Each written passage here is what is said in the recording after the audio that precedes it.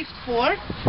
He was only 54 years old at the time he died, so he wasn't very old, but he did enough damage by the time he died. Does anyone know how Lenin died? It was brain tumour, wasn't it? Sorry? Sorry, was it brain tumour?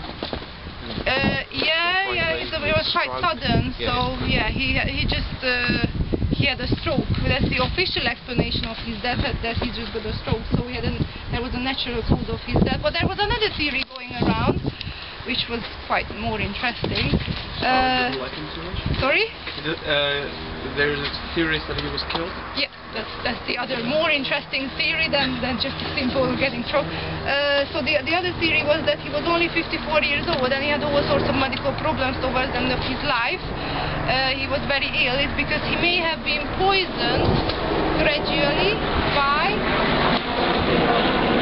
Stalin. Yes, that's the other theory, because most people are thinking that Lenin and Stalin were just as bad as each other, but it's not actually true, because Lenin never actually wanted Stalin to become powerful after his death, and he was beginning to warn the communist politicians around him never give the power to Stalin, and he was quite right about Stalin, because when Stalin came into the picture, he just began to liquidate and execute everyone who was following Lenin's ideas, who was getting along with Lenin before.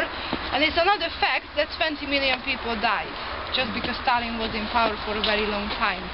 You may have heard the name Trotsky before. He was one of Stalin's first victims, who would have come after Lenin, but he never made it because he was murdered in, do you know how he died? And Ice Peak in Mexico. Yeah, in Mexico. You know everything.